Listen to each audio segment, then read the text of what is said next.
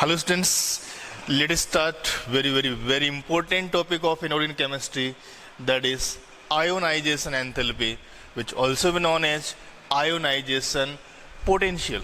So let's see what is meant by ionization enthalpy here. Meaning of enthalpy is energy. It is the energy, and ionization means formation of ion. Formation of ion means ionization, and the energy is known as enthalpy.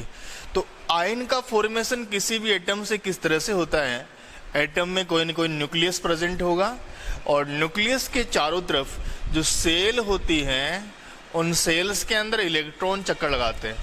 तो यहाँ पे ये जो atom आपको दिखाई दे रहा है, इसमें कितने सेल आपको दिखाई दे रही होंगे? यहाँ टोटल 3 सेल्स दिखाई दे रही है, 1, 2 एंड 3. और मिड में यहाँ पे क्या होता है? मिड में यहाँ पे न्यूक्लियस होता है. न्यूक्लियस में प्रोटॉन और न्यूट्रॉन, और यहाँ पे इलेक्ट्रॉन चक्कर लगा रहे हैं इन सेल्स के अंदर. ओके स्टूडेंट्स, ये हम सभी को पता है कि प्रोटॉन और न्यूट्रॉन एटम के मिड में होते हैं, और इलेक्ट्रॉन जो सेल्स हैं या फिर एनर्जी लेवल है उनमें चक्कर लगा रहे होते हैं.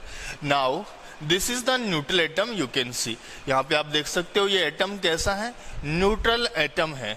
तो अब इस एटम को हम आयन में चेंज करेंगे, और यहाँ पे सबसे पहला जो आयनाइजेशन हमें करना है वो उसका इलेक्ट्रॉन रिमूव करके दिखाना है. इलेक्ट्रॉन को यहाँ से रिमूव करना है. तो यदि हम इस एटम का इलेक्ट्रॉन रिमूव कर दें तो फिर क्या होगा, या फिर किस तरह से इलेक्ट्रॉन रिमूव किया जाएगा? Then we see that some amount of energy is required for this process. कुछ अमाउंट में आपको एनर्जी यहाँ पे देनी पड़ेगी. बिना एनर्जी के आप उसका इलेक्ट्रॉन यहाँ से नहीं निकाल सकते हैं. ऐसे इलेक्ट्रॉन ऐसे नहीं निकलेगा.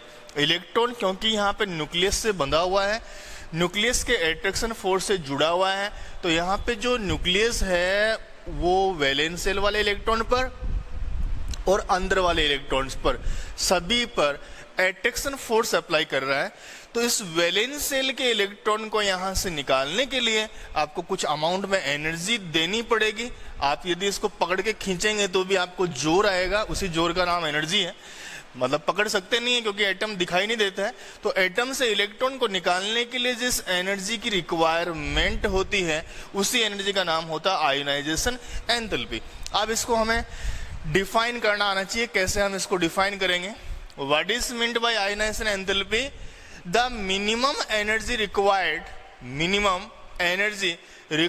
to remove valence shell electron from any gaseous isolated atom. Okay students, the minimum energy required to remove valence shell electron from any gaseous isolated atom is known as ionization enthalpy. तो यहाँ से हमें समझ में आया कि जो सबसे कम एनर्जी, मिनिमम क्यों काम में लिया हमने?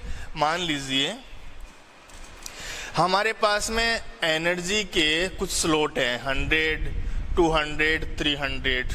100 किलो जूल एनर्जी प्रोवाइड की हमने, 200 करी, 300 किलो जूल करी. तो मान लीजिए वो इलेक्ट्रॉन यदि 100 किलो जूल में निकल रहा है तो फिर 200 में तो डेफिनेटली निकलेगा, और 300 किलो जूल में तो निकलना ही निकलना है क्योंकि 100 में निकल रहा है.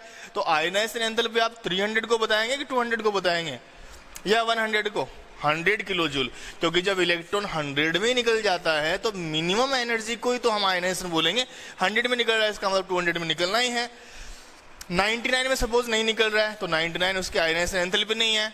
100 किलो जूल में इलेक्ट्रॉन यहाँ से रिमूव हो जाता है. So it is the minimum required energy. कम से कम जो एनर्जी रिक्वायर्ड होती है उसी को हम काम में लेंगे. जब 100 में निकल रहा तो हम 200 किलो जूल क्यों काम में लेंगे? तो यहाँ पे जो टर्म आई है मिनिमम रिक्वायर्ड एनर्जी, उसको आपको समझना है. सबसे कम जिस एनर्जी में इलेक्ट्रॉन निकल जाता है बस वही उसकी आयोनाइजेशन एंथैल्पी है. So it is minimum required energy required remove the electron from valence shell of any gaseous isolated atom. अब यहाँ पे एक टर्म और आई है, गैसियस आइसोलेटेड एटम. यहाँ पे इस गैसियस आइसोलेटेड एटम का मीनिंग क्या है? गैसियस का मतलब एटम अकेला होना चाहिए, गैस की फॉर्म में होना चाहिए. सॉलिड फॉर्म वाले की हम बात नहीं कर रहे हैं, और वैसे भी हम अकेला आइसोलेटेड एटम लेंगे तो वो गैसियस ही होता है. हमें पता है एक सिंपल सा कॉन्सेप्ट कि जब मोलिक्यूल पास पास होते हैं, उनके बीच में इंटरमोलिकुलर फोर्सेस स्ट्रांग होते हैं, इंटरमोलिकुलर डिस्टेंस बिल्कुल भी नहीं होती है या बहुत कम होती है, तो इस स्टेट का नाम क्या होता है? This state is known as solid state. You know very well, छोटी क्लासेज में हमने पढ़ा है कि मोलिक्यूल्स या एटम्स पास हैं तो उसको बोलते हैं हम सॉलिड स्टेट। फिर लिक्विड स्टेट किसको बोलेंगे हम? लिक्विड स्टेट हम बोलेंगे यदि मोलिक्यूल या एटम जो है वो थोड़ा दूर दूर होते हैं, इसको हम क्या बोलेंगे? Liquid state. और फिर गैसियस स्टेट किसको बोलेंगे हम? गैसियस स्टेट हम बोलते हैं यदि मोलिक्यूल या एटम बहुत ही दूर दूर होते हैं, फार फ्रॉम ईच अदर, दूर दूर होते हैं, इसको बोलते हैं हम गैसियस। अब आपसे कोई पूछे अकेले एटम की यदि आप बात कर रहे हो तो वो गैसियस है कि लिक्विड है कि सॉलिड है, कौन सा एटम होगा? सिंपली गैसियस ही होगा। अकेला एटम कभी सॉलिड थोड़ी हो सकता है, उसके पास में और बहुत सारे एटम आएंगे तब जाके वो सॉलिड का फॉर्मेशन करता है। तो गैसियस का मतलब समझ गए होंगे, आइसोलेटेड, अलग किया हुआ, एटम अलग किया हुआ होना चाहिए। मतलब जैसे हम बात करें, this is the hydrogen atom, ये जो एटम है ये किसका एटम है? Suppose it is the hydrogen atom, और दिस इज H2 मोलिक्यूल। तो ये H2 मोलिक्यूल किससे मिलके बना हुआ है? H2 molecule is made up of H and H, और ये भी कौन सा एटम है? ये भी हाइड्रोजन एटम ही है, ठीक है। अब हम आयनाइजेशन एंथैल्पी की बात कर रहे हैं, तो कौन सा एटम हमें चाहिए? एटम इसमें भी प्रेजेंट है, एक नहीं दो है, लेकिन हमें कौन सा चाहिए? अलग किया हुआ, सेपरेट किया हुआ, आइसोलेटेड एटम रिक्वायर। हमें कौन सा एटम चाहिए? अकेला एटम चाहिए। So we are not talking about this atom present in molecule और कंपाउंड। हम किसी कंपाउंड या मोलिक्यूल में प्रेजेंट एटम से इलेक्ट्रॉन निकालने की बात नहीं कर रहे हैं। Point to be noted, very very very important point. हम कौन से एटम की बात कर रहे हैं? हम उस एटम की बात कर रहे हैं जो बिल्कुल अकेला है, वो किसी मोलिक्यूल या किसी कंपाउंड के अंदर प्रेजेंट नहीं है, वो एटम बिल्कुल अकेला पड़ा हुआ है, इसीलिए उसको हम बोलते हैं गैसियस, इसीलिए उसको हम बोलते हैं आइसोलेटेड। तो गैसियस आइसोलेटेड एटम का मतलब समझ में आ गया होगा। तो अब इसकी डेफिनेशन आपको याद कर लेनी है, very very very simple definition. क्या है? What is meant by ionization enthalpy? Enthalpy stands for energy, और पोटेंशियल भी यहाँ पे लिखा हुआ आ सकता है। तो कैसे डिफाइन करेंगे आयनाइजेशन एंथैल्पी को? The minimum energy required to remove valence shell electron from any gaseous isolated atom.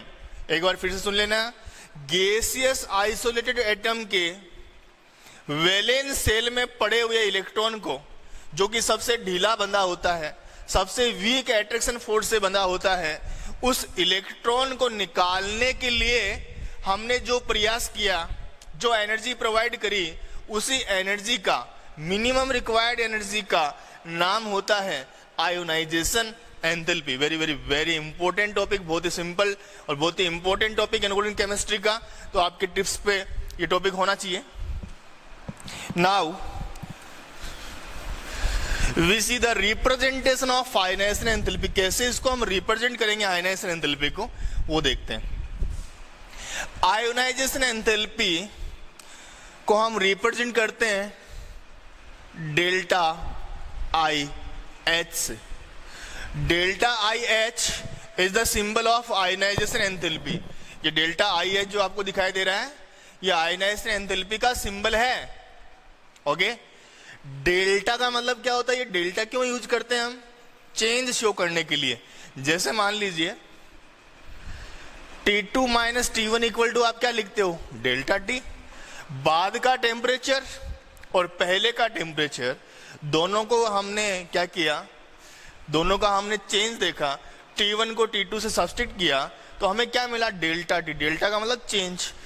तो जब हम यहां से इलेक्ट्रॉन निकालने की कोशिश कर रहे हैं तो हमें एनर्जी देनी पड़ेगी। एनर्जी देंगे तो एनर्जी बढ़ जाएगी। पहले एनर्जी कम थी तो एनर्जी में चेंज आएगा या नहीं आएगा? डेफिनेटली आएगा। तो यहां पे डेल्टा आना ही है। H stand for enthalpy. Enthalpy का सिंबल क्या है यहाँ पे? एंथैल्पी का सिंबल है H। और I का मतलब समझ ही गए होंगे, आयोनाइजेशन। तो डेल्टा आई एच का मतलब change in enthalpy due to ionization, change in enthalpy due to ionization और ड्यूरिंग आयनाइजेशन। तो डेल्टा आई एस से इसको हम रिप्रेजेंट करेंगे। Okay students, if we try to remove the very first electron of any gaseous isolated atom, then it is known as delta I H1। यदि हम पहला electron निकालना चाह रहे हैं तो डेल्टा आई H1, यदि हम दूसरा इलेक्ट्रॉन निकालना चाह रहे हैं तो डेल्टा आई H2, यदि हम तीसरा इलेक्ट्रॉन निकालना चाह रहे हैं डेल्टा आई H3। इस तरह से हमें याद रखना है।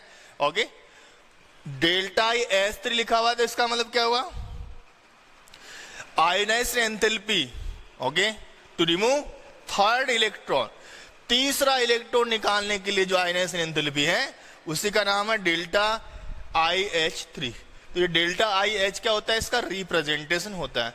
आइए देखते हैं सक्सेसिव आयनाइजेशन एंथैल्पीज का ऑर्डर क्या रहेगा। मान लीजिए कोई एटम हमारे पास में है M में से हम इलेक्ट्रॉन यहां से निकालना चाह रहे हैं। M में से क्यों निकालना चाह रहे हैं, क्योंकि M का मतलब होता है मेटल, और मेटल की नेचर होती है इलेक्ट्रॉन को रिमूव कर देना। ओके, मेटल क्या होते हैं नेचर में, metals are electropositive in nature. Metals are electropositive मतलब वो इलेक्ट्रॉन को इजीली लूज कर देते हैं, इसलिए उनको मेटल बोलते हैं। तो यहाँ पे हम इलेक्ट्रॉन निकालने की बात कर रहे हैं, इसलिए हमने एग्जाम्पल में भी क्या लिखा है, मेटल लिखा है, M लिखा है। So metal if converts into M plus 1 electron by losing 1 electron, then what happen?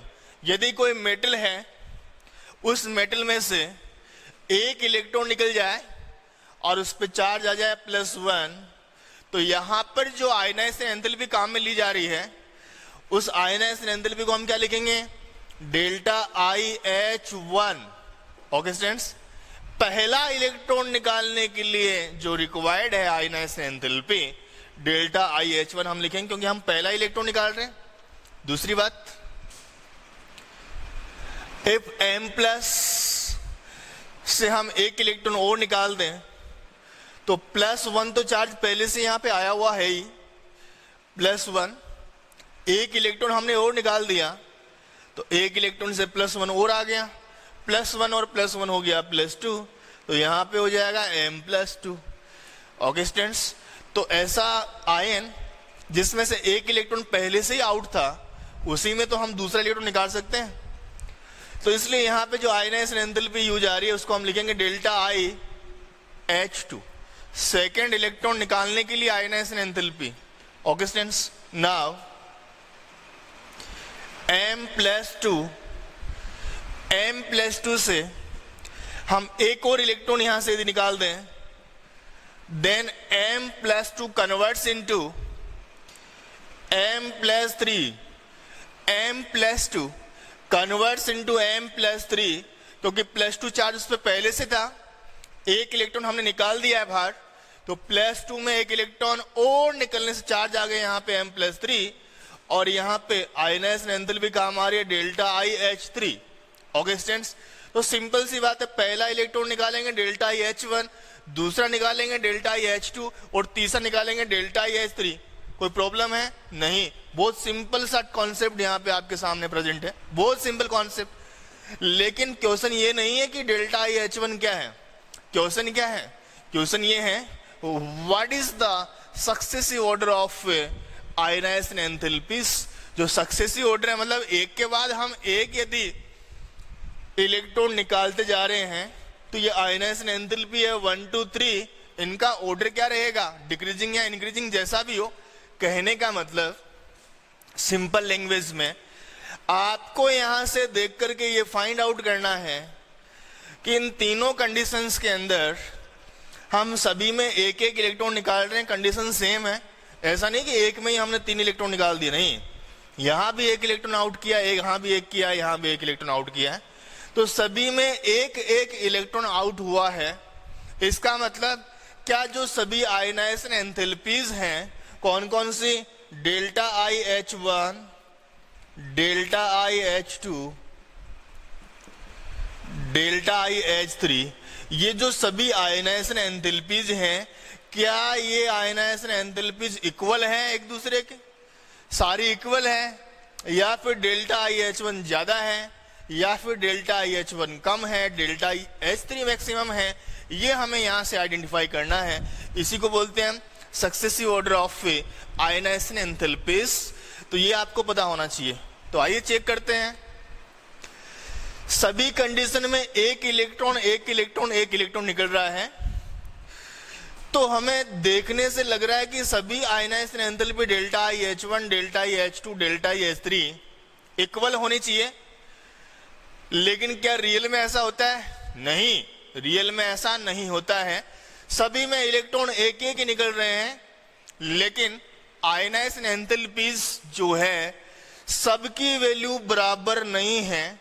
कोई एक वैल्यू ज्यादा हो सकती है, कोई एक वैल्यू कम हो सकती है, लेकिन सबकी वैल्यू बराबर तो नहीं होगी। ऐसा क्यों है? जब एक ही इलेक्ट्रॉन निकल रहा है तो सभी आयनाइजेशन एंथैल्पीज की वैल्यू इक्वल क्यों नहीं है? Because conditions are different. Condition यहाँ पे डिफरेंट है। क्या डिफरेंट है? सबसे पहले इलेक्ट्रॉन निकल रहा है किसी न्यूट्रल स्पेसीज में, उसके बाद इलेक्ट्रॉन निकल रहा है पॉजिटिव चार्ज में, उसके बाद +2 चार्ज आ गए यहाँ पे, उसमें से निकल रहा है। तो यहाँ कंडीशन यहाँ पे अलग है, इसलिए सभी इलेक्ट्रॉन एक ही निकल रहे हैं सभी कंडीशन में, लेकिन आयनाइजेशन एंथैल्पीज की वैल्यू डिफरेंट होगी। सबसे पहली बात। अब देखते हैं कौन सी वैल्यू ज्यादा होगी। तो सिंपल सी बात है, सबसे पहले हमने इलेक्ट्रॉन निकाला मेटल से। मेटल का मतलब जो न्यूट्रल था उससे किसी ने नहीं निकाला था, तो पहली बार मेटल से निकाला। तो ये मेटल कैसा है? न्यूट्रल मेटल है। ओके स्टूडेंट्स, ये न्यूट्रल मेटल है और इसमें से निकाल रहे हैं हम इलेक्ट्रॉन। तो इलेक्ट्रॉन निकालने के लिए हमें क्या देनी पड़ी? एनर्जी देनी पड़ी। अब बताइए क्या ये एनर्जी कम है कि ज्यादा है? हम नहीं बता सकते कम है कि ज्यादा है, क्योंकि कम या ज्यादा के लिए हमें कंपैरिजन चाहिए। कंपैरिजन का मतलब किससे कम और किससे ज्यादा। किसी बच्चे की क्लास में हाइट ज्यादा है तो दूसरा क्वेश्चन होगा किससे। किसी बच्चे की हाइट कम है तो क्वेश्चन रहेगा किससे। ये कम ज्यादा जो है ना, ये कंपैरिजन के क्वेश्चन है। तो यहाँ पे आप बता सकते हो कि इसमें एनर्जी ज्यादा लगी कम लगी? नहीं, यहाँ पे जो भी लगी XYZ हम इसको मान लेते हैं, जो भी एनर्जी यहाँ पे लगी आपको सपोज करनी पड़ेगी, क्योंकि यहाँ कंपैरिजन के लिए कोई दूसरा स्पीसीज दूसरी कंडीशन अवेलेबल ही नहीं है।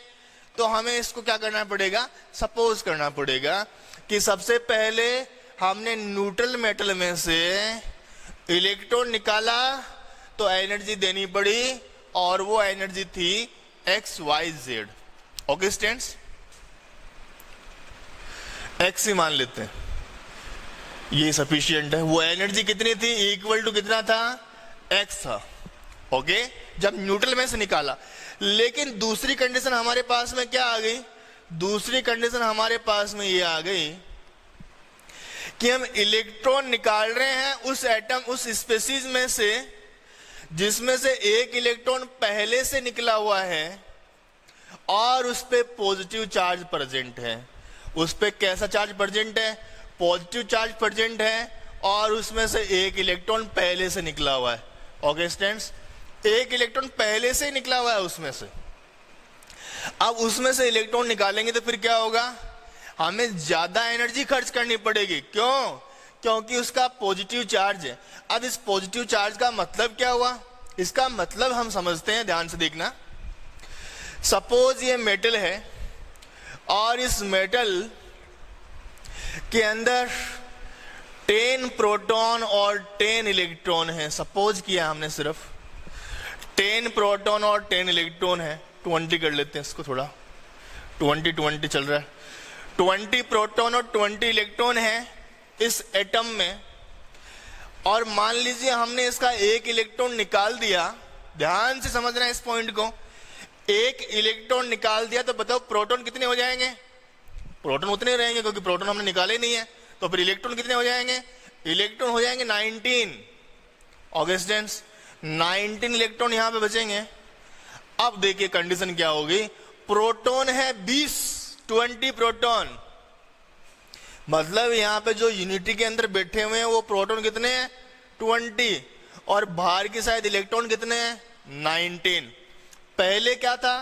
पहले 20 प्रोटॉन 20 इलेक्ट्रॉन को खींच रहे थे, अभी 20 प्रोटॉन 19 इलेक्ट्रॉन को खींच ले, तो कौन से वाले इफेक्टिवली ढंग से खींच लेंगे?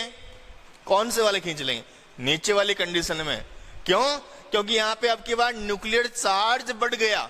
न्यूक्लियर चार्ज क्यों बढ़ गया?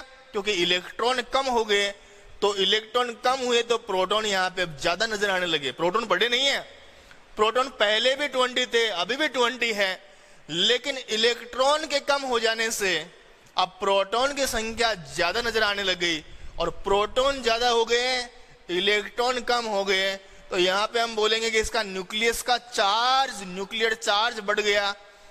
और ये बढ़ा हुआ न्यूक्लियर चार्ज इलेक्ट्रॉन को ढंग से पकड़ के खींचेगा, इफेक्टिवली अपनी तरफ खींचेगा। तो यदि इलेक्ट्रॉन्स को इफेक्टिवली ये बढ़ा हुआ न्यूक्लियर चार्ज खींच रहा है, तो बताइए क्या सेकंड आयनाइजेशन एंथैल्पी कम होगी कि ज्यादा होगी? ध्यान से देखना है। यहां पे इलेक्ट्रॉन 20 इलेक्ट्रॉन खींच रहे हैं 20 प्रोटॉन को, तो न्यूक्लियर चार्ज थोड़ा ठीक ठाक है, लेकिन यहां पे न्यूक्लियर चार्ज स्ट्रॉन्ग है। तो अब हम जब इस इलेक्ट्रॉन को निकालने की कोशिश करेंगे, तो electron strongly attracted by nuclear charge या nucleus, nuclear attraction force strongly attracted है। तो हमें यहाँ पे बताइए क्या ज्यादा अमाउंट में एनर्जी देनी पड़ेगी या नहीं पड़ेगी? डेफिनेटली देनी पड़ेगी। इसका मतलब सेकेंड आयनाइजेशन एंथैल्पी फर्स्ट वाले की तुलना में क्या होती है? ज्यादा होती है। आइए चेक करते हैं थर्ड आयनाइजेशन एंथैल्पी क्या होगी। थर्ड के अंदर क्या हुआ? ये एटम है, इसके अंदर भी न्यूक्लियस, न्यूक्लियस सभी में होता है, 20 प्रोटॉन इसमें प्रेजेंट है, और यहां पर पहले से ही 2 इलेक्ट्रॉन गायब है। पहले से ही 2 इलेक्ट्रॉन गायब है यहां से। ओके स्टूडेंट्स, पहले से 2 इलेक्ट्रॉन गायब है। इसका मतलब क्या हुआ? प्रोटॉन तो कितने हैं? 20। प्रोटॉन यहां पे कितने हैं? 20। और इलेक्ट्रॉन यहां पे कितने हैं? इलेक्ट्रॉन 2 गायब है। इसका मतलब इलेक्ट्रॉन यहां पे कितने? 18। तो बताइए 20 प्रोटॉन 18 इलेक्ट्रॉन को क्या स्ट्रांगली अट्रैक्ट नहीं करेंगे? डेफिनेटली। अब यहां पे जो 20 प्रोटॉन हैं वो 18 इलेक्ट्रॉन को स्ट्रांगली अट्रैक्ट कर देंगे, सेकंड वाले से भी ज्यादा। और इस कंडीशन में यदि हम इलेक्ट्रॉन निकालना चाहें तो बताइए क्या होगा? यदि इस कंडीशन में हम इलेक्ट्रॉन को निकालने की कोशिश करते हैं, तो यहां पे और ज्यादा अमाउंट में एनर्जी की रिक्वायरमेंट यहां पे पड़ेगी। इसका मतलब क्या हुआ कि थर्ड आयनाइजेशन एंथैल्पी और भी ज्यादा होती है। ओके स्टूडेंट, समझ गए होंगे। सबसे पहली वाली कंडीशन क्या थी हमारी? सबसे पहली वाली कंडीशन हमारी थी कि जो मेटल है वो न्यूट्रल है, उसमें से हमने इलेक्ट्रॉन निकाला तो एनर्जी कम लगी कि ज्यादा, ये हम डिसाइड नहीं कर सकते हैं। क्यों? क्योंकि कम या ज्यादा के लिए हमें कंपैरिजन चाहिए। तो हमने मान लिया कि एनर्जी यहाँ पे लगी x। अब इससे कंपेयर करेंगे हम सेकंड कंडीशन को। दूसरे में से हमने इलेक्ट्रॉन निकाला, सेकंड इलेक्ट्रॉन निकाला, तो सेकंड इलेक्ट्रॉन निकाला, इसका मतलब पहला निकल चुका है, और पहला निकल चुका मतलब प्रोटॉन क्या हो गए? ज्यादा, और इलेक्ट्रॉन क्या हो गए? कम। तो ज्यादा प्रोटॉन कम इलेक्ट्रॉन को आप ढंग से खींच लेंगे, तो वैलेंस शेल के इलेक्ट्रॉन पर जो न्यूक्लियर चार्ज है, इफेक्टिव न्यूक्लियर चार्ज, वो ज्यादा अमाउंट में अप्लाई होगा, और ज्यादा अमाउंट में अप्लाई होगा तो इस इलेक्ट्रॉन को निकालने के लिए थोड़ा ज्यादा जोर आएगा, मतलब ज्यादा एनर्जी अप्लाई करनी पड़ेगी। ओके स्टूडेंट्स, इसलिए आयनाइजेशन एंथैल्पी की वैल्यू क्या हो जाएगी? यहाँ पे ज्यादा हो जाएगी। ओके, नाउ तीसरी कंडीशन में क्या हुआ? थर्ड इलेक्ट्रॉन जब हम निकालते हैं, थर्ड इलेक्ट्रॉन, तो थर्ड इलेक्ट्रॉन का मतलब 2 इलेक्ट्रॉन पहले से निकले हुए हैं। तो सपोज हमने 20 का एग्जांपल ले रखा है, तो 20 प्रोटॉन है, तो यहाँ पे इलेक्ट्रॉन हो जाएंगे 18। अब की बार न्यूक्लियर चार्ज जो है वो और ज्यादा स्ट्रॉन्ग हो गया, न्यूक्लियर चार्ज और ज्यादा स्ट्रॉन्ग हो गया है। इसलिए इस वैलेंस शेल के इलेक्ट्रॉन को निकालने के लिए जो एनर्जी देनी पड़ती है वो और ज्यादा देनी पड़ेगी। तो इसका मतलब क्या हुआ? डेल्टा आई H3 क्या होती है यहाँ पे? Maximum, then delta I H2, then delta I H1। सीधी सी बात है, किसी भी एटॉमिक स्पीशीज से या गैसियस आइसोलेटेड एटम से हम यदि फर्स्ट इलेक्ट्रॉन निकालेंगे तो एनर्जी आपको कम देनी पड़ेगी, सेकंड में ज्यादा देनी पड़ेगी और थर्ड के अंदर और ज्यादा देनी पड़ेगी। यहाँ पे कुछ वेरिएशन, कुछ एक्सेप्शंस हो सकते हैं on the basis of stability of half field and full field orbitals, जिसको हम डिस्कस करेंगे नेक्स्ट लेक्चर में। अभी आपको बस इतना समझना है कि जनरली फर्स्ट इलेक्ट्रॉन निकालने के लिए एनर्जी कम, सेकंड के लिए और ज्यादा, थर्ड के लिए और ज्यादा एनर्जी देनी पड़ती है। तो यहाँ पे इंक्रीजिंग ऑर्डर, ये इंक्रीजिंग है कि डिक्रीजिंग है? दिस इज द इंक्रीजिंग, ये बढ़ता हुआ क्रम है, इंक्रीजिंग ऑर्डर इसको बोलते हैं। कई बच्चों को डिक्रीजिंग और इंक्रीजिंग में प्रॉब्लम होती है, ये इंक्रीजिंग ऑर्डर है, इंक्रीजिंग ऑर्डर, ध्यान रखना है इसको। इंक्रीजिंग ऑर्डर है आयनाइजेशन एंथैल्पीज का, कि ये सबसे कम है, ये वैल्यू ज्यादा है, और यहाँ पे डेल्टा IS3 क्या है? मैक्सिमम है। ओके स्टूडेंट्स, अब एक छोटी सी बात, यहाँ पे मैंने दो तरह के न्यूक्लियर चार्ज की बात करी है, दो तरह के nuclear charge. One is nuclear charge only, other is effective nuclear charge. दूसरे की बात करी यहाँ पे effective nuclear charge. Effective nuclear charge क्या है ये हम एक बार देख लेते हैं।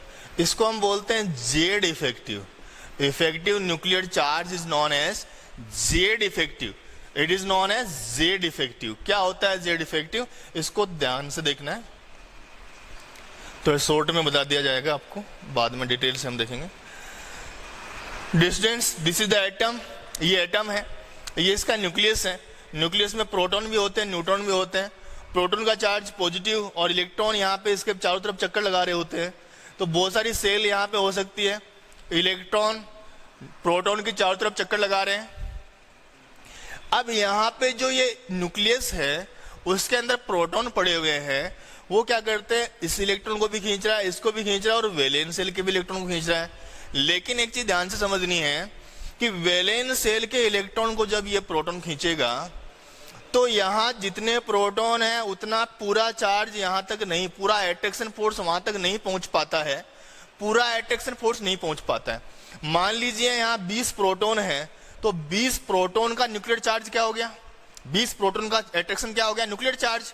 लेकिन यहाँ पे बीच में इलेक्ट्रॉन भी तो घूम रहे हैं, तो उनकी वजह से कुछ चार्ज बीच में कैंसिल हो जाता है और वैलेंस सेल इलेक्ट्रॉन तक कम ही पहुंच पाता है। मान लो 10 प्रोटॉन का पहुंच पा रहा हो, क्यों? क्योंकि बीच बीच में जो इलेक्ट्रॉन आ रहे हैं, मान लो इसकी सीध में कोई इलेक्ट्रॉन आ गया, अब ये प्रोटॉन खींच तो रहा है उसको, लेकिन बीच में ये आ गया, तो ये इलेक्ट्रॉन इसके न्यूक्लियर चार्ज को डिस्टर्ब करेगा। तो जो वैलेंस सेल के इलेक्ट्रॉन तक जो चार्ज पहुंच पाता है न्यूक्लियस का, जो अट्रैक्शन फोर्स पहुंच पाता है, उसी का नाम होता है effective nuclear charge. Okay students, it is known as effective nuclear charge which is known as Z effective, remember it. Okay students, तो अभी हमने पढ़ा ionization enthalpy and successive order of ionization enthalpies, factors affecting ionization enthalpy. The very first factor is atomic radii. Ionization enthalpy inversely proportional to atomic radius. Atomic radius के ionization enthalpy inversely proportional है। इसका मतलब यदि atomic radius ज्यादा है या atom की size बड़ी है तो आयनाइजेशन एंथैल्पी की वैल्यू कम होगी, या फिर एटम की साइज छोटी है तो आयनाइजेशन एंथैल्पी की वैल्यू ज्यादा होगी। आइए चेक करते हैं इसको एग्जांपल से। यहाँ पे आपको दो एटम दिखाई देंगे, ये दो एटम आपको यहाँ पे दिखाई दे रहे हैं। दोनों एटम है, दोनों के बीच में प्लस साइन उनके न्यूक्लियस को रिप्रेजेंट कर रहा है, और बाहर की साइड में ये मान लीजिए कि इलेक्ट्रॉन यहाँ पे चक्कर लगा रहे हैं, या आउटर मोस्ट सेल यहाँ दिखाई दे रहे हैं। तो ये दो एटम है, atom A and the atom B. Okay students, दो एटम ए और एटम बी यहाँ पे प्रेजेंट है। दोनों में क्या डिफरेंस आपको नजर आ रहा है? डिफरेंस जो आपको साफ साफ नजर आ रहा है वो ये कि एक की साइज छोटी है और दूसरे की साइज बड़ी है, दोनों में ये डिफरेंस है। अब यहाँ से आपको ये ध्यान से देखना है कि ये जो न्यूक्लियस है, ये न्यूक्लियस इलेक्ट्रॉन जो प्रेजेंट होते हैं सेल में, उनके ऊपर अट्रैक्शन फोर्स अप्लाई करता है, तभी तो वो इलेक्ट्रॉन वहाँ पे उस सेल के अंदर चक्कर लगाते रहते हैं। ऐसे ही यहाँ पे भी जो इस एटम का भी न्यूक्लियस है, वैलेंस सेल के इलेक्ट्रॉन को अपनी तरफ खींचता है, मतलब न्यूक्लियर चार्ज यहाँ पे अप्लाई करता है। तो वैलेंस सेल के इलेक्ट्रॉन को इसने भी खींच रखा है, वैलेंस सेल के इलेक्ट्रॉन को इसने भी खींच रखा है, बीच में जो इलेक्ट्रॉन आते हैं उनको भी खींच के रखता है। But we are talking about only valence shell electron. Why? Because ionization enthalpy is the minimum required energy to remove valence cell electron from any gaseous isolated atom। तो इसलिए यहाँ से वैलेंस सेल इलेक्ट्रॉन की बात हो रही है। तो दोनों में आप ध्यान से देख सकते हैं कि जिसकी साइज छोटी है, ऐसा एटम जिसकी साइज छोटी है, स्मॉल है, उसमें जो वैलेंस सेल का इलेक्ट्रॉन है वो न्यूक्लियस के ज्यादा पास में है। It means this electron strongly attracted by the nucleus. ये जो इलेक्ट्रॉन प्रेजेंट है छोटी साइज वाले एटम में, वो न्यूक्लियस से स्ट्रांगली अटैक्ड है। तो इसको निकालने के लिए जो आपको एनर्जी देनी पड़ेगी, वो एनर्जी उससे ज्यादा होगी या कम होगी, हमें बस इसी को डिस्कस करना है। तो यहाँ पे बी में देखिए, इसमें एटम की साइज बड़ी है, बड़ी साइज है, इसका मतलब जो वैलेंस सेल का इलेक्ट्रॉन है वो न्यूक्लियस से दूर है। It means the attraction force present between this valence cell electron and the nucleus is less than that of small size atom। मतलब ये वाला जो न्यूक्लियस है वैलेंस सेल इलेक्ट्रॉन को उतना नहीं खींच पा रहा जितना यहाँ पे ये जो न्यूक्लियस है वो खींच पा रहा है। मीन्स स्ट्रॉन्ग न्यूक्लियर फोर्स कहाँ प्रेजेंट है? स्मॉल साइज एटम में। और वीक न्यूक्लियर फोर्स कहाँ प्रेजेंट है? लार्ज साइज एटम में। तो यहाँ पे जो हम इलेक्ट्रॉन को निकालेंगे तो यहाँ दी जाने वाली एनर्जी उसको हम बोलते हैं आयनाइजेशन एंथैल्पी। और आयनाइजेशन एंथैल्पी की वैल्यू क्या होगी? कम रहेगी। क्यों रहेगी कम? क्योंकि ये इलेक्ट्रॉन न्यूक्लियस से डिस्टेंस के ऊपर है, क्योंकि साइज बड़ी है। लेकिन यहाँ पे जो एनर्जी दी जा रही है, इस एनर्जी की वैल्यू रहेगी ज्यादा। क्यों रहेगी ज्यादा? आयनाइजेशन एंथैल्पी यहाँ पे मोर क्यों है? Because in this case the size of atom is small, so the electron, that is valence cell electron, is strongly attracted by nucleus charge, nuclear force। तो यहाँ पे आयनाइजेशन एंथैल्पी आपको ज्यादा देनी पड़ेगी एटम बी की तुलना में। तो हम यहाँ पे बता सकते हैं आयनाइजेशन एंथैल्पी की वैल्यू कम होती है जब एटॉमिक साइज क्या होती है? लार्ज। तो यहाँ पे एटॉमिक साइज लार्ज है, आयनाइजेशन एंथैल्पी क्या है? कम। और यहाँ पे एटॉमिक साइज क्या है? स्मॉल। तो आयनाइजेशन एंथैल्पी क्या है? मोर। तो आप देख सकते हैं यहाँ से ionization enthalpy is inversely proportional to atomic radius. ये क्लियर हो गया students? Ionization enthalpy inversely proportional का मतलब यदि एटम बड़ी साइज का है तो आयनाइजेशन एंथैल्पी कम, और यदि एटम छोटी साइज का है तो आयनाइजेशन एंथैल्पी ज्यादा। इसका मतलब ये एटॉमिक रेडियस या एटॉमिक साइज के क्या होती है? इनवर्सली प्रोपोर्शनल होती है। नाउ द नेक्स्ट फैक्टर से मूव करने से पहले आपको पीरियोडिक टेबल में लेफ्ट टू राइट या अप टू डाउन में भी पूछ सकते हैं आयनाइजेशन एंथैल्पी में क्या चेंज आएगा। We know that on moving left to right in periodic table what happens? Left to right यदि हम पीरियोडिक टेबल में मूव करें तो क्या होता है?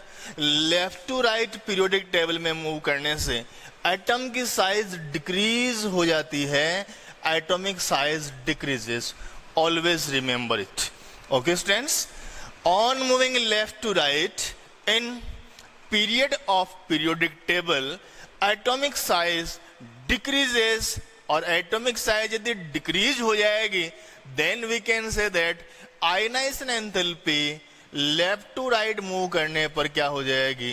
Increases. Okay students, on moving left to right in the period of periodic table ionisation enthalpy increases. Why? Because atomic size decreases. Okay, now we know that on moving up to down, on moving up to down क्या होता है? On moving up to down atomic size increases. Atomic size क्या हो जाती है? बड़ी हो जाती है, एटम बड़े साइज का हो जाता है। तो एटॉमिक साइज बढ़ेगी तो आयनाइजेशन एंथैल्पी क्या होगी? डिक्रीज। तो नीचे की साइड में याद रखना है ionisation enthalpy decreases on moving up to down in the group of periodic table up to down move करेंगे जिसको हम क्या बोलेंगे, डाउन टू अप और up to down, it is known as group. So on moving up to down in the group of periodic table, ionization enthalpy decreases. Why? Because atomic size क्या हो रही है यहाँ से, increase. Atomic size increases. Okay students, तो यहाँ से हम देख सकते हैं लेफ्ट टू राइट मूव करने पर एटॉमिक साइज हो रही है डिक्रीज, आयनाइजेशन एंथैल्पी इंक्रीज, और अप टू डाउन मूव करने पर एटॉमिक साइज हो रही है इंक्रीज, तो आयनाइजेशन एंथैल्पी हो जाएगी decrease. Now the second factor is nuclear charge.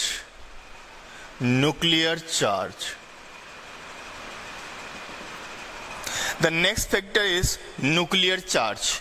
तो न्यूक्लियर चार्ज और आयोनाइजेशन एंथैल्पी में क्या रिलेशन होता है? Ionisation enthalpy directly proportional to ionisation enthalpy directly proportional to nuclear charge. Nuclear charge जैसे जैसे बढ़ेगा वैसे वैसे आयनाइजेशन एंथैल्पी की वैल्यू भी इंक्रीज हो जाती है. आइए देखते हैं कैसे होती है. न्यूक्लियर चार्ज बढ़ने से आयनाइजेशन एंथैल्पी की वैल्यू चेंज. तो इसके लिए हमें एग्जांपल लेना पड़ेगा. This is atom A and this one is the another atom B. दो एटम यहां पे आपके पास में है.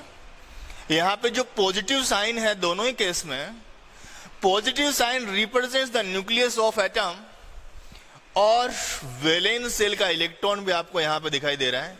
This is the electron of valence shell of this atom and this is the valence shell electron of atom A. तो दोनों atoms में क्या डिफरेंस नजर आ रहा है? कोई डिफरेंस आ रहा है? यस, एक का नाम ए है दूसरे का बी. इसके अलावा क्या डिफरेंस है दोनों में? एक की साइज स्मॉल है और एक की साइज लार्ज है.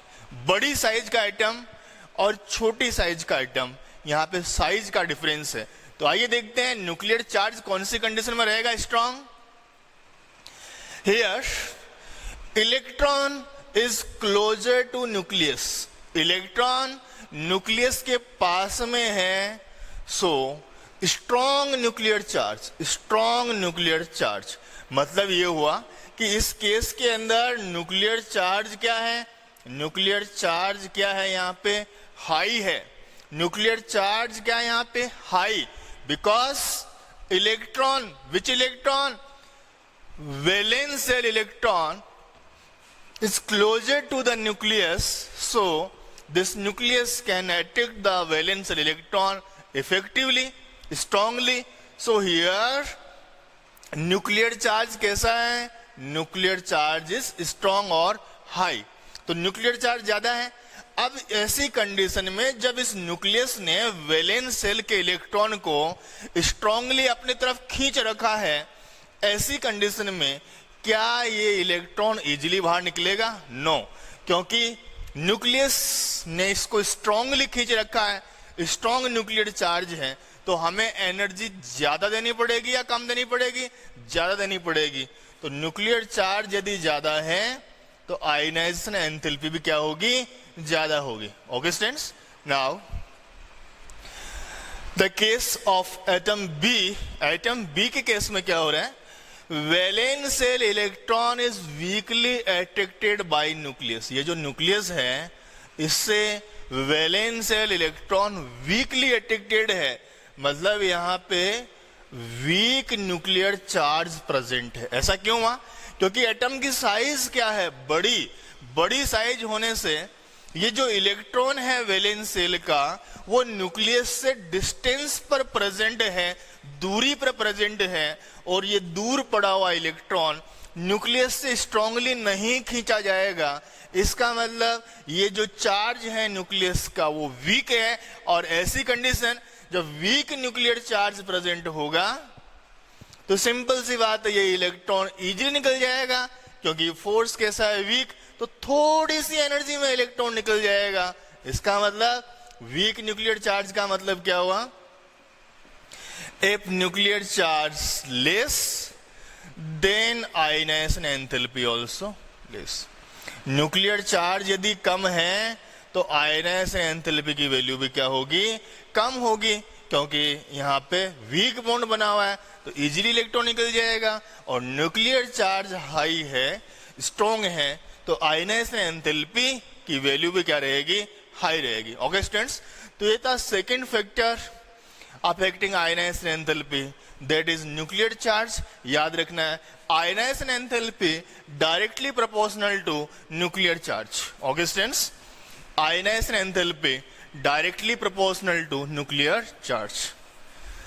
Now the next factor affecting is shielding effect. अगला जो इफेक्ट है यहाँ पे फैक्टर जो है वो है shielding effect. Shielding effect also be known as screening effect. Okay students, factor का नाम रहेगा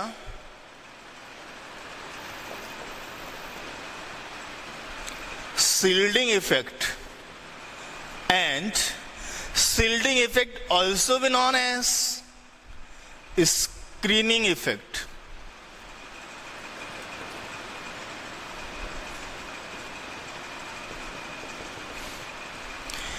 Shielding effect also be known as screening effect. आइए देखते हैं क्या होता है shielding effect और screening effect. This is an atom and here positive sign represents the nucleus of atom, और एटम के न्यूक्लियस और वैलेंस सेल के बीच में और भी कुछ सेल्स प्रेजेंट होती है, और भी कुछ सेल होती है। ये सेल है जैसे के एल एम एन या सेल नंबर 1, 2, 3 एंड 4। तो ये जो आपको एटम दिखाई दे रहा है इसमें ये जो मिड में पड़ा हुआ है वो तो है न्यूक्लियस, और उसके बाद में ये बहुत सारी सेल्स यहाँ पे प्रेजेंट है। ओके, न्यूक्लियस यहाँ पे क्या कर रहा है, वैलेंस सेल के इलेक्ट्रॉन को अपनी तरफ खींच रहा है। फिर से वही बात, क्या यहाँ पे न्यूक्लियस सिर्फ वैलेंस सेल के इलेक्ट्रॉन को ही खींच रहा है, क्या बीच वालों को नहीं खींच रहा? नहीं, सभी इलेक्ट्रॉन पर न्यूक्लियस का एट्रैक्शन फोर्स प्रेजेंट है, सभी इलेक्ट्रॉन पे, चाहे वो इनर सेल्स वाले हों, चाहे मिड सेल्स वाले हों, चाहे आउटर वाले हों, सभी इलेक्ट्रॉन पर न्यूक्लियस का एट्रैक्शन फोर्स प्रेजेंट है। But we are discussing about ionisation enthalpy, which mean the minimum required energy to remove valence shell electron from any gaseous isolated atom. तो वैलेंस सेल के electron को निकालने की यहां से बात हो रही है, तो हमें मेनली फोकस करना है वैलेंस सेल के इलेक्ट्रॉन पर और फोकस करना है न्यूक्लियस पर। क्या वो इलेक्ट्रॉन न्यूक्लियस से ढीला बंधा हुआ है, क्या वो इलेक्ट्रॉन न्यूक्लियस से मजबूती से स्ट्रांगली बंधा हुआ है, ये आपको बस चेक करना है। तो एक बार फिर से देखते हैं क्या होता है शील्डिंग इफेक्ट और स्क्रीनिंग इफेक्ट। देखिए, न्यूक्लियस वैलेंस सेल के इलेक्ट्रॉन को अपनी तरफ खींचता है, अट्रैक्ट करता है। वैलेंस सेल ही नहीं, जितने भी इनर सेल्स होती है वैलेंस सेल के अलावा, उनमें प्रेजेंट इलेक्ट्रॉन को भी न्यूक्लियस अपनी तरफ खींचता है। लेकिन इस वैलेंस सेल के इलेक्ट्रॉन को जब ये न्यूक्लियस खींच रहा है तो बीच में जो ये सेल प्रेजेंट है उसमें बार बार ये इलेक्ट्रॉन यहाँ पे बीच बीच में आ रहे हैं, क्योंकि ये इलेक्ट्रॉन घूमते रहते हैं। Electron revolve around the nucleus. Electron क्या कर रहे हैं, अराउंड द न्यूक्लियस रिवॉल्व कर रहे हैं, इलेक्ट्रॉन घूम रहे हैं यहाँ पे बीच बीच में। तो ये बीच बीच में घूमने वाले इलेक्ट्रॉन क्या करते हैं, न्यूक्लियस को वैलेंस सेल इलेक्ट्रॉन को खींचने नहीं देते। क्यों? आप एक बात समझिए, यदि ये एरिया बिल्कुल सपाट होता, यहाँ बीच में कुछ नहीं होता, बिल्कुल एकदम सपाट एरिया होता, तो उस कंडीशन में न्यूक्लियस इस वैलेंस सेल के इलेक्ट्रॉन को ढंग से खींच लेता, या फिर अभी देखो बीच बीच में ये इलेक्ट्रॉन, क्या ये इलेक्ट्रॉन इस न्यूक्लियस को डिस्टर्ब नहीं कर रहे हैं बीच बीच में? डेफिनेटली कर रहे हैं। ये इनर सेल्स वाले जो इलेक्ट्रॉन हैं ये यहाँ पे रिवोल्व कर रहे हैं, तो वो न्यूक्लियस और वैलेंस सेल के इलेक्ट्रॉन के बीच में आते हैं। तो यहाँ पे न्यूक्लियस कंफ्यूज हो जाता है कि मैं इसको खींचूं, इसको खींचूं, इसको खींचूं या ऊपर वाले को खींचूं। मतलब वैलेंस सेल के इलेक्ट्रॉन को ये बीच में आने वाले इलेक्ट्रॉन ढंग से नहीं खींचने देते। इसी का नाम है शिल्डिंग इफेक्ट और इसी का नाम है स्क्रीनिंग इफेक्ट। मतलब यहां जो इनर सेल्स में प्रेजेंट इलेक्ट्रॉन है, इन इलेक्ट्रॉन्स ने वैलेंस सेल इलेक्ट्रॉन, ये कौन सा इलेक्ट्रॉन है, वैलेंस सेल इलेक्ट्रॉन और न्यूक्लियस, ये क्या है, it is nucleus. Valence shell electron और न्यूक्लियस के बीच में एक स्क्रीन बना ली है। क्या बना ली है, स्क्रीन बना ली। स्क्रीन कैसे बन गई, क्योंकि ये बीच बीच में घूम रहे हैं, तो इसकी वजह से न्यूक्लियस वैलेंस सेल के इलेक्ट्रॉन को ढंग से नहीं खींच पा रहा, या फिर ये बीच में घूमने वाले इलेक्ट्रॉन एक तरह की स्क्रीन बना देते हैं। वो स्क्रीन इस वैलेंस सेल इलेक्ट्रॉन को न्यूक्लियस के अट्रैक्शन से प्रिजर्व करती है, उसको न्यूक्लियस के अट्रैक्शन से बचाती है। इसी का नाम होता है स्क्रीनिंग इफेक्ट और शिल्डिंग इफेक्ट। बात समझ में आ गई होगी, सिंपल सी बात है। सिंपल सी क्या बात है, सिंपली एक बार फिर से देखना है। वैलेंस सेल इलेक्ट्रॉन को न्यूक्लियस खींचता है, यदि बीच के एरिया में कुछ नहीं होता, ये साफ होता एकदम, तो वैलेंस सेल के इलेक्ट्रॉन को ये न्यूक्लियस ढंग से खींच लेता। लेकिन ये बीच में घूमने वाले इलेक्ट्रॉन इस वैलेंस सेल के इलेक्ट्रॉन को न्यूक्लियस के अट्रैक्शन से बचा रहे हैं, दूर ले जा रहे हैं, या न्यूक्लियस को खींचने नहीं दे रहे ढंग से, या न्यूक्लियस के बीच में डिस्टरबेंस अराइज कर रहे हैं। इसी डिस्टरबेंस का नाम है स्क्रीन। ये बीच में एक स्क्रीन बन जाती है जिससे वो न्यूक्लियस वैलेंस सेल के इलेक्ट्रॉन को ढंग से नहीं खींच पाता। इसी का नाम होता है स्क्रीनिंग इफेक्ट और शिल्डिंग इफेक्ट। ओके स्टूडेंट्स, तो जैसे जैसे शिल्डिंग इफेक्ट बढ़ेगा वैसे वैसे क्या होगा, हमें देखना है फैक्टर्स अफेक्टिंग आयनाइजेशन एंथैल्पी। और ये फैक्टर क्या है, ionisation enthalpy inversely proportional to shielding effect और स्कैनिंग इफेक्ट। मतलब ये कि आयनाइजेशन एंथैल्पी ज्यादा होगी कब, जब स्क्रीनिंग इफेक्ट कम होगा। ये तो पहली बात। और दूसरी बात, आयनाइजेशन एंथैल्पी कम होगी कब, जब स्क्रीनिंग इफेक्ट क्या रहेगा, ज्यादा रहेगा। इन दोनों पॉइंट्स को हमें डिस्कस करना है। If screening effect is less then ionisation enthalpy more, and if skinning effect is more then ionization enthalpy less, it means ionization enthalpy is inversely proportional to skinning effect और shielding effect। आइए देखते हैं इसको detail से। मान लीजिए यहां पे स्किनिंग इफेक्ट बहुत ज्यादा है। सपोज इस एटम के अंदर स्किनिंग इफेक्ट बहुत ज्यादा इलेक्ट्रॉन का डिफरेंस, मतलब डिस्टरबेंस यहां पे आ रहा है। न्यूक्लियस को, इस न्यूक्लियस जो है ये इस इलेक्ट्रॉन को बिल्कुल नहीं खींच पा रहा, क्योंकि यहां पे स्किनिंग इफेक्ट ज्यादा है। तो जब ये न्यूक्लियस इस इलेक्ट्रॉन को नहीं खींच पा रहा, तो इसके ऊपर अट्रैक्शन फोर्स कम लग रहा है, और कम लग रहा है तो बताओ ये इलेक्ट्रॉन कम एनर्जी में निकल जाएगा कि ज्यादा एनर्जी चाहिए, कम एनर्जी में। सिंपल, क्योंकि हमने क्या कंडीशन लगाई, यदि स्किनिंग इफेक्ट क्या है यहां पे ज्यादा है, स्किनिंग इफेक्ट बहुत ज्यादा स्किनिंग इफेक्ट यहां पे अवेलेबल है, मतलब इतना ज्यादा डिस्टरबेंस, इतनी ज्यादा स्क्रीन बनी हुई है कि न्यूक्लियस इलेक्ट्रॉन को बिल्कुल नहीं खींच पा रहा। और जब न्यूक्लियस इलेक्ट्रॉन को बिल्कुल नहीं खींच पा रहा, तो ये इलेक्ट्रॉन कैसा है, वीक बॉन्ड से बॉन्डेड है। और वीक बॉन्ड से बॉन्डेड है, इसका मतलब ये इजिली यहां से निकल जाएगा, और इजिली यहां से निकल जाएगा, इसका मतलब आयनाइजेशन एंथैल्पी की वैल्यू इजिली निकल जाएगा, आयनाइजेशन एंथैल्पी की वैल्यू कम होगी। तो यहां से ये सेकंड पॉइंट समझ में आ गया होगा, if skinning effect is more then ionisation enthalpy क्या रहेगी, less. Okay students, now the first point,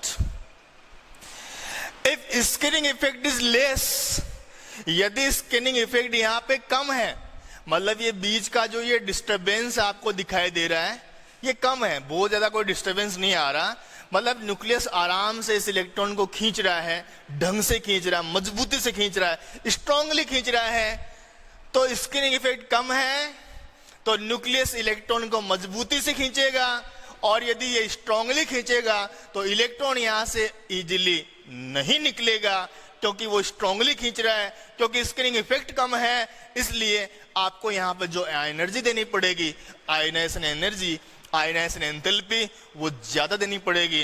तो स्क्रीनिंग इफेक्ट क्या होता है? यदि स्क्रीनिंग इफेक्ट होता है लेस, तो आयनाइजेशन एंथैल्पी क्या होती है? मोर। आयनाइजेशन एंथैल्पी क्या रहेगी? हाई रहेगी। ओके स्टूडेंट्स, तो बहुत ही सिंपल सा कॉन्सेप्ट था, एक बहुत ही important concept on the behalf of board examination also. Ionization enthalpy inversely proportional to screening effect. Okay, simple. अगली बात, हमारे पास में ऑर्बिटल होते हैं एस, पी, डी और एफ। एस, पी, डी और एफ ऑर्बिटल हमारे पास में होते हैं, 4 टाइप के होते हैं, फिर यही रिपीट होते रहते हैं वापस। S, p, D and F orbitals. तो यहां स्क्रीनिंग इफेक्ट सबसे ज्यादा किसका होता है? The decreasing order of screening effect of orbital. ये कैसा ऑर्डर है? Decreasing order of screening effect. ये वाला जो ऑर्डर है ये कैसा है? Decreasing order of screening effect. S orbital का स्क्रीनिंग इफेक्ट रहता है ज्यादा, देन पी, देन डी, और उसके बाद में जो आता है एफ ऑर्बिटल, उसका स्क्रीनिंग इफेक्ट हो जाता है नेग्लिजिबल। तो ऐसा क्यों होता है स्टूडेंट्स? एस का ज्यादा क्यों होता है? आप एक बार ध्यान से देखेंगे तो समझ में आ जाएगा। क्योंकि एस ऑर्बिटल में जो इलेक्ट्रॉन है वो तेजी से घूमते हैं। रियली नहीं, ऐसा नहीं है। इलेक्ट्रॉन की स्पीड सभी सेल में इक्वल है, लेकिन यहां पे देखो, इसको थोड़ी सी डिस्टेंस में रन करना है, रिवॉल्व करना है। यहां पे देखो, इसको ज्यादा डिस्टेंस के अंदर रन कर रहा है। तो एस ऑर्बिटल बहुत छोटे होते हैं, और छोटे ऑर्बिटल में इलेक्ट्रॉन क्या रहेंगे? फास्टली मूव करते हैं। फास्टली क्यों मूव करते हैं? फास्टली का मतलब ऐसे नहीं कि वो बहुत तेजी से दौड़ रहे हैं, मतलब इसकी पेरिफेरल बहुत कम है। जैसे मान लो किसी को एक रूम के अंदर राउंड करना हो और किसी को बिल्डिंग के चारों तरफ करना हो, तो ज्यादा राउंड कौन करेगा? ज्यादा राउंड कौन करेगा? जो रूम के अंदर या रूम के आउटसाइड में कर रहा है। ओके स्टूडेंट्स, तो यहां पे हम ये बोल सकते हैं कि एस ऑर्बिटल में इलेक्ट्रॉन के राउंड ज्यादा होते हैं। ओके, चक्कर ज्यादा होते हैं इलेक्ट्रॉन के। तो एस ऑर्बिटल में इलेक्ट्रॉन के चक्कर ज्यादा होते हैं, तो ऐसा लग रहा है कि इलेक्ट्रॉन बहुत तेजी से घूम रहे हैं। ऐसा लग रहा है क्योंकि चक्कर ज्यादा है, तो इलेक्ट्रॉन बहुत तेजी से घूम रहे हैं। इसका मतलब वो डिस्टरबेंस भी ज्यादा करेंगे, बार बार इस न्यूक्लियस और इलेक्ट्रॉन के बीच में आएंगे, ज्यादा डिस्टरबेंस करेंगे। इसका मतलब उसका स्क्रीनिंग इफेक्ट भी क्या रहेगा? ज्यादा रहेगा। क्यों? क्योंकि उसके इलेक्ट्रॉन, आप एक वर्ड से याद रखो, एस ऑर्बिटल में जो इलेक्ट्रॉन है वो एज क्या हो रखे हैं? बहुत फास्टली मूव करते हुए दिखाई दे रहे हैं, क्योंकि वहां पे ज्यादा राउंड हो रहे हैं, भिमरी हो रखे हैं। भिमरी, ये वर्ड जानते होंगे आप, बहुत भयंकर स्पीड में भिमरी हो रखे हैं। तो ज्यादा स्क्रीन बना रहे हैं, ज्यादा डिस्टरबेंस क्रिएट कर रहे हैं, इसकी वजह से स्क्रीनिंग इफेक्ट हो जाता है एस ऑर्बिटल का ज्यादा। और एफ क्या होते हैं? बड़ी साइज के। एक बार इलेक्ट्रॉन निकल गया तो वापस वहीं तक आने में उसको टाइम लगने वाला है, तो ये डिस्टरबेंस कम कर रहा है। इसका मतलब इसका स्क्रीनिंग इफेक्ट हो जाता है कम। Okay students, so the decreasing order of screening effect is s, then P, D and F. Now the next factor is stability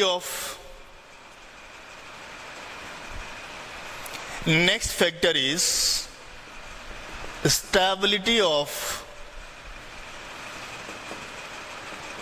half filled and full filled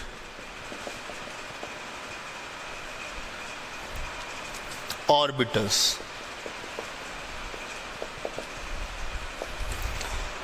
The next factor is stability of half-filled and full-filled orbitals. We know that half-filled and full-filled orbitals are high stable in nature. जैसा कि हमने पढ़ा है last chapter में कि जो half-field orbital होते हैं या फिर फुलफिल्ड ऑर्बिटल होते हैं, उनमें से इलेक्ट्रॉन को निकालना या ऐड करना इतना इजी नहीं होता है, क्योंकि वो पहले से ही स्टेबल होते हैं। ओके स्टूडेंट्स, पहले से ही क्या होते हैं, स्टेबल होते हैं। इसको हम देखेंगे कि ये हाफ फील्ड और फुल फील्ड ऑर्बिटल की स्टेबिलिटी आयोनाइजेशन एंथैल्पी पर किस तरह का इफेक्ट डालती है। आइए चेक करते हैं कि एग्जाम्पल से। एग्जाम्पल नंबर फर्स्ट आप ध्यान से देखेंगे, delta IH1 of nitrogen, delta IH1 of nitrogen is more than that of oxygen.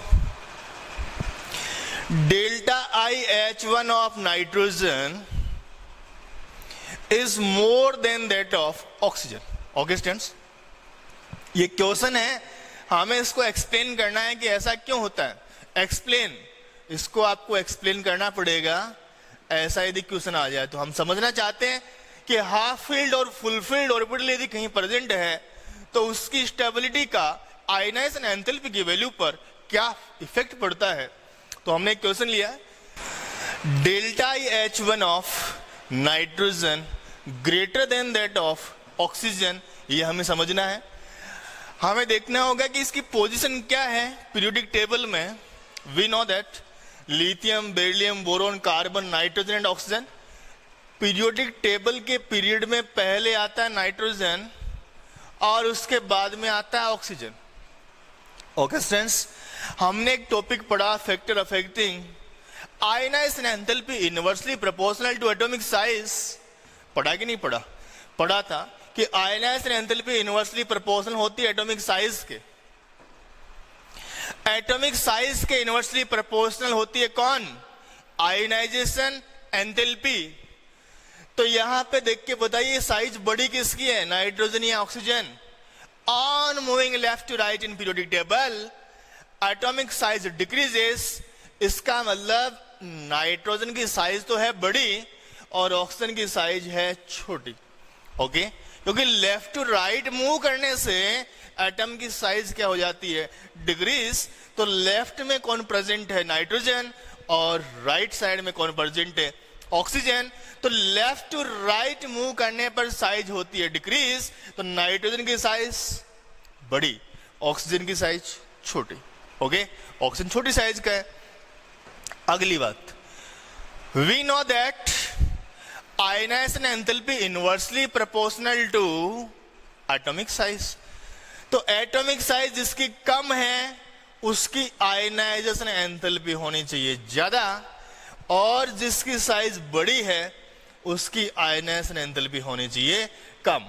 Okay students, ये हमारा कॉन्सेप्ट।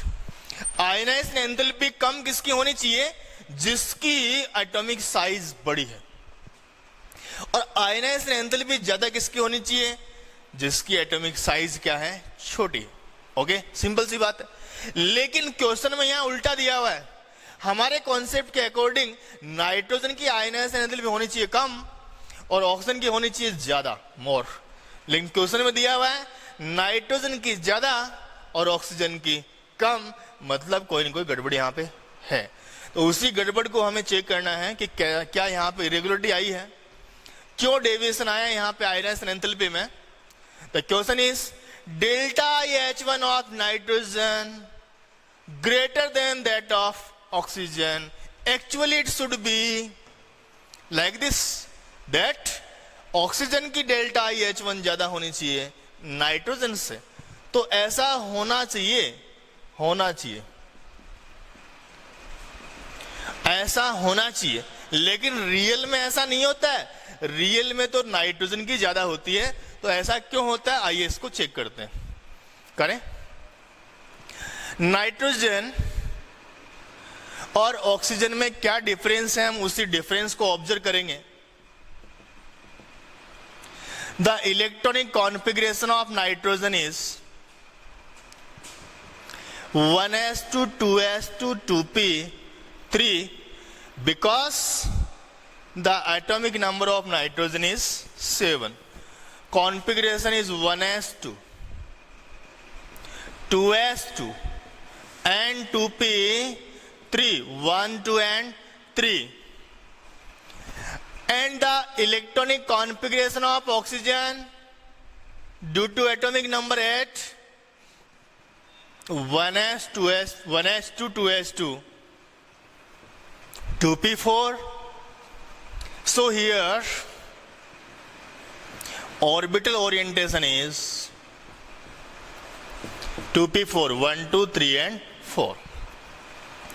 ये है नाइट्रोजन और ऑक्सीजन का इलेक्ट्रॉनिक कॉन्फ़िगरेशन. नाइट्रोजन का कॉन्फ़िगरेशन है ये और ऑक्सीजन का है ये. कॉन्सेप्ट के अकॉर्डिंग बड़ी साइज वाले की आयनाइजेशन एंथैल्पी होनी चाहिए कम, लेकिन क्वेश्चन के अकॉर्डिंग हो रही है ज्यादा. तो ऐसा क्यों हो रहा है, हम चेक करेंगे उसका इलेक्ट्रॉनिक कॉन्फ़िगरेशन. और जैसे ही हमने इसका इलेक्ट्रॉनिक कॉन्फ़िगरेशन ऑब्जर्व किया तो आप देख सकते हैं clearly. In case of nitrogen क्या हुआ, नाइट्रोजन केस में, in case of nitrogen half filled valence shell is present. Half filled, ये जो वैलेंस सेल में कॉन्फ़िगरेशन कैसा है, half filled configuration. Half filled configuration यहां पे प्रेजेंट है. Okay students, and half filled configuration कैसा होता है, high stable. Half filled configuration is present which is high stable in nature. और यदि वो हाई स्टेबल है, मतलब यहां पे ये इलेक्ट्रॉन इसी कंडीशन में बने रहना चाहते हैं, तो आप एनर्जी देंगे तो भी ये इलेक्ट्रॉन नहीं निकलेगा, और एनर्जी देंगे और देंगे तो बहुत ज्यादा एनर्जी में इलेक्ट्रॉन यहां से निकलने वाला है. Because it is high stable, so ionization enthalpy also high. Okay, simple. लेकिन ऑक्सीजन के केस में आप देख सकते हैं वैलेंस सेल में जो कॉन्फ़िगरेशन ऑर्बिटल में वो है 2p4. तो क्या ये फुलफिल्ड है, नो. क्या ये हाफ फिल्ड है, नो. तो कैसा है, पार्शियली फिल्ड. कैसा है, पार्शियली. पार्शियल फिल्ड कॉन्फ़िगरेशन यहां पे प्रेजेंट है. तो पार्शियली फिल्ड होगा तो फिर स्टेबिलिटी क्या होती है उसकी कम. तो स्टेबिलिटी रहेगी लेस और आयनाइजेशन एंथैल्पी भी क्या रहेगी, लेस. Okay students, simple. यहां पे कॉन्फ़िगरेशन पार्शियली फिल्ड है. होना चाहिए थी ऑक्सीजन की आयनाइजेशन एंथैल्पी ज्यादा, क्योंकि ऑक्सीजन की साइज होती है छोटी, छोटी साइज में आयनाइजेशन एंथैल्पी ज्यादा होगी, क्योंकि ये एटॉमिक साइज के इनवर्सली प्रोपोर्शनल होता है. लेकिन इलेक्ट्रॉनिक कॉन्फ़िगरेशन का भी यहां पे फर्क पड़ता है. नाइट्रोजन में यहां हाफ फिल्ड कॉन्फ़िगरेशन की वजह से ज्यादा स्टेबिलिटी है, तो आयनाइजेशन एंथैल्पी रहेगी ज्यादा. लेकिन ऑक्सीजन में पार्शियली फिल्ड कॉन्फ़िगरेशन स्टेबिलिटी कम, तो आयनाइजेशन एंथैल्पी भी कम. तो ये क्वेश्चन का आंसर आपको मिल गया होगा. Delta IH1, delta IH1 means ionisation enthalpy for remove one electron. Delta IH1 of nitrogen greater than that of oxygen. Nitrogen की ज्यादा होती है ऑक्सीजन से, क्योंकि नाइट्रोजन के वैलेंस सेल में हाफ फिल्ड कॉन्फ़िगरेशन अवेलेबल है जो कि हाई स्टेबल होगा, इसलिए आयनाइजेशन एंथैल्पी की वैल्यू भी क्या हो जाएगी, ज्यादा हो जाएगी. Okay students, now will take the next example. Stability of half filled and full filled orbital के इफेक्ट को आयनाइजेशन एंथैल्पी पर ऑब्जर्व करने के लिए लेते हैं हम एक और एग्जांपल. Example number 2.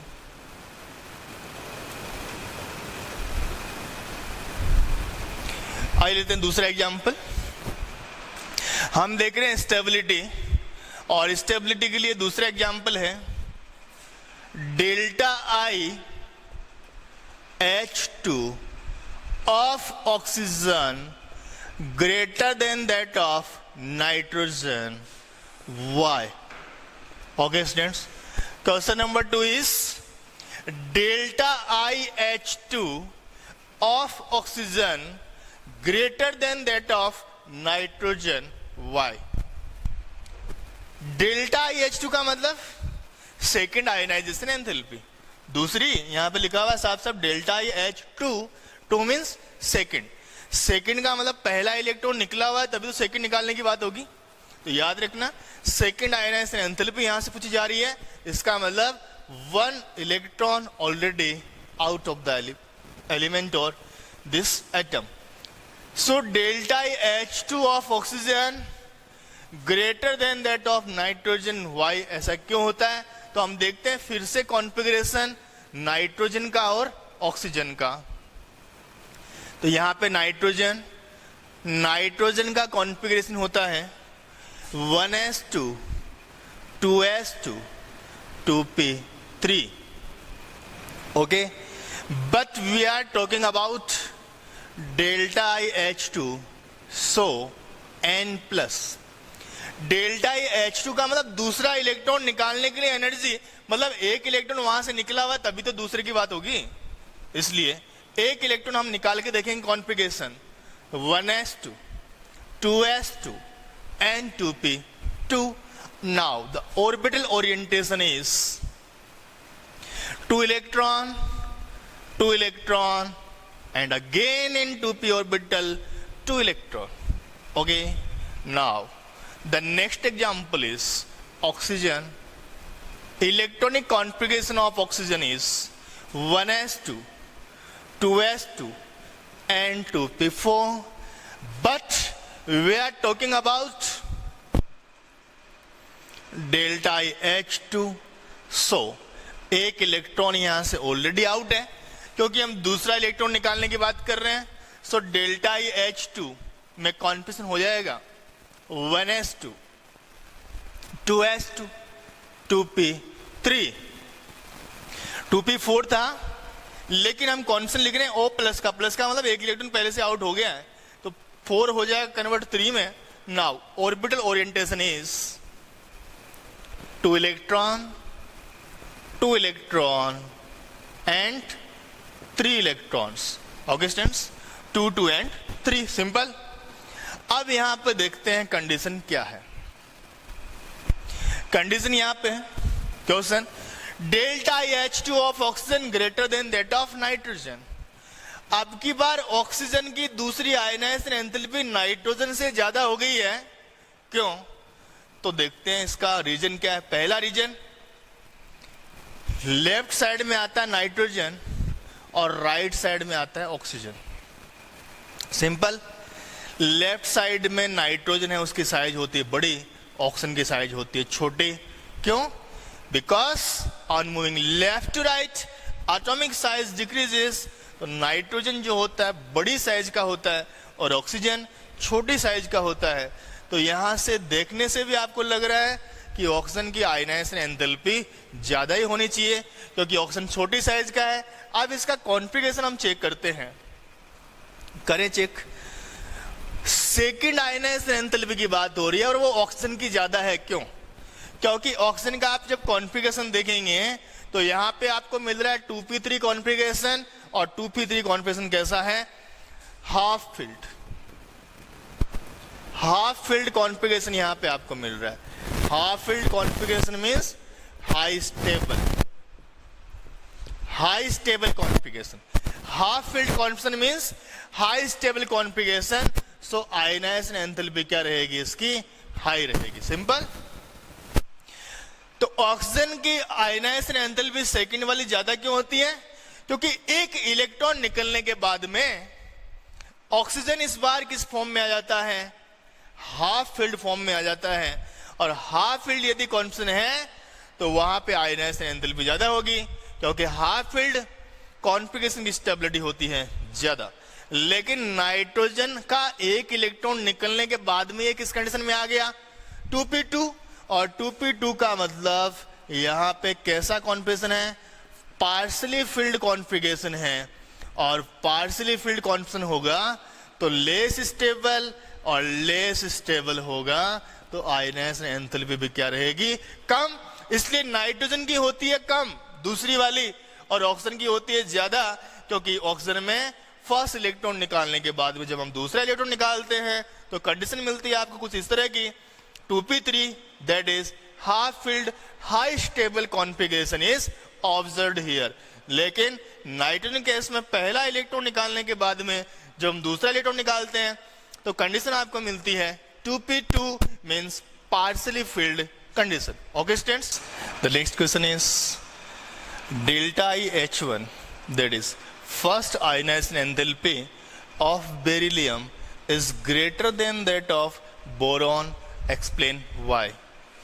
क्वेश्चन है डेल्टा I H1 मतलब फर्स्ट आयनाइजेशन एंथैल्पी बेरिलियम की ज्यादा होती है than that of boron, explain why. तो आइए देखते हैं बेरिलियम बोरॉन की कंडीशन कहाँ पे प्रेजेंट है। तो जो सेकंड पीरियड है केमिस्ट्री का उसमें लिथियम के बाद में आता है beryllium, then boron, carbon, nitrogen, oxygen, fluorine and then neon. इस तरह से ये कंडीशन एलिमेंट की है। लिथियम के बाद में beryllium, boron, carbon, nitrogen, oxygen, fluorine और नियॉन। ओके, अब यहाँ बेरिलियम आ रहा है लेफ्ट साइड में और बोरॉन आ रहा है राइट साइड में। And we know that on moving left to right atomic size decreases. हम जब लेफ्ट टू राइट मूव करते हैं, लेफ्ट टू राइट, देन क्या होता है, एटॉमिक साइज हो जाती है decrease, atomic size decreases on moving left to right. इसका मतलब ये हुआ एटॉमिक साइज की यदि हम बात करें तो बेरिलियम की एटॉमिक साइज बोरॉन से क्या है, ज्यादा। Atomic size of beryllium is greater than that of boron. Now अगली कंडीशन हम देखते हैं तो आयनाइजेशन एंथैल्पी और एटॉमिक साइज का क्या रिलेशनशिप है। Ionisation enthalpy inversely proportional to atomic size. Ionisation enthalpy inversely proportional to atomic size. अब यहां से आप देख सकते हैं बेरिलियम की साइज बोरॉन से ज्यादा है, तो फिर देख के बताओ ये कॉन्सेप्ट अप्लाई करो कि आयनाइजेशन एंथैल्पी और एटॉमिक साइज बोरॉन की कम है, इसलिए आयनाइजेशन एंथैल्पी का ऑर्डर क्या होना चाहिए, आयनाइजेशन एंथैल्पी का ऑर्डर क्या होना चाहिए, बेरिलियम से ज्यादा होनी चाहिए बोरॉन की।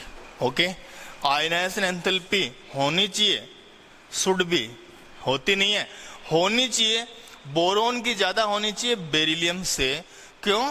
क्योंकि बोरॉन की एटॉमिक साइज कम है, और यदि एटॉमिक साइज कम है, एटॉमिक साइज छोटी है, तो आयनाइजेशन एंथैल्पी क्या रहेगी, ज्यादा। बोरॉन की एटॉमिक साइज छोटी है तो आयनाइजेशन एंथैल्पी होनी चाहिए ज्यादा। लेकिन क्वेश्चन के अकॉर्डिंग टू क्वेश्चन के अकॉर्डिंग क्या गिवन है, क्वेश्चन के अकॉर्डिंग गिवन है delta I H1 of beryllium is greater than that of boron. Delta I H1 of beryllium is greater than that of boron. मतलब size वाला concept यहाँ पे apply नहीं हो पा रहा है। और ऐसी कंडीशन यदि आयनाइजेशन एंथैल्पी में साइज वाला कॉन्सेप्ट मतलब अप्लाई नहीं हो पाए, इसका मतलब यहाँ पे कॉन्सेप्ट क्या लगा हुआ है, स्टेबिलिटी ऑफ हाफ फिल्ड और फुल फिल्ड ऑर्बिटल यहाँ पे लगा हुआ होता है। तो आइए देखते हैं electronic configuration of beryllium and boron. Atomic number of beryllium is 4. So the electronic configuration is 1s2, 2s2. Now the orbital orientation is 2 and 2. Okay students, simple. दो और दो यहाँ पे इलेक्ट्रॉन प्रेजेंट है, ये है इसका ऑर्बिटल ओरिएंटेशन। अब देखते हैं बोरॉन की condition. Boron, atomic number of boron is 5. So the electronic configuration is 1s2, 2s2, 2p1, and the orbital orientation is 1s2, 2s2, 2p1. Okay student, simple. अब देखिए यहाँ पे बेरिलियम के कॉन्फ़िगरेशन में आउटर मोस्ट सेल है 2s, और यहाँ पे आप देख पा रहे हैं कॉन्फ़िगरेशन कैसा है, फुल फिल्ड कॉन्फ़िगरेशन। यहाँ पे कैसा कॉन्फ़िगरेशन है, फुलफिल्ड या फुल्ली फिल्ड कॉन्फ़िगरेशन यहाँ पे अवेलेबल है। फुलफिल्ड कॉन्फ़िगरेशन यदि अवेलेबल होगा, इट मींस स्टेबिलिटी कैसी होती है, it is high stable in nature, high stable in nature. Okay students, और यदि हाई स्टेबल है तो बताइए आयनाइजेशन एंथैल्पी क्या रहेगी, कम रहेगी कि ज्यादा रहेगी? आयनाइजेशन एंथैल्पी रहेगी हाई, मोर रहेगी। तो यहाँ पे क्वेश्चन में भी दिया हुआ है कि बेरिलियम की ज्यादा क्यों होती है, और हमने भी आइडेंटिफाई कर लिया कि बेरिलियम की आयनाइजेशन एंथैल्पी ज्यादा इसलिए होती है क्योंकि उसके वैलेंस शेल के अंदर 2s2 मींस 2s जो ऑर्बिटल है वो फुल्ली फिल्ड कंडीशन में अवेलेबल है। It means it is high stable in nature, so ionization enthalpy will be more. Simple, बहुत ही सिंपल है ना। अब देखिए इधर बोरोन में क्या हो रहा है, बोरोन का यहां से जब इलेक्ट्रॉन निकलेगा 2p से, वैलेंस शेल तो ये पूरा ही है 2s2p, तो इलेक्ट्रॉन निकलेगा 2p से, तो आप देख पा रहे हैं यहाँ पे 2p1 क्या हाफ फील्ड है? नो। Full field? नो। तो फिर कैसा है? Partially field configuration. Partially field configuration यहाँ पे अवेलेबल है। तो बताइए स्टेबिलिटी हाई रहेगी? नो, कम स्टेबल होगा। It is less stable in nature, और यदि लेस स्टेबल है तो आयनाइजेशन एंथैल्पी भी कैसी हो जाएगी? लेस हो जाएगी। ओके स्टूडेंट्स, आयनाइजेशन एंथैल्पी क्या हो जाएगी? कम हो जाएगी। तो यहां से क्वेश्चन क्या था, delta IH1 first ionisation enthalpy of beryllium is greater than that of boron.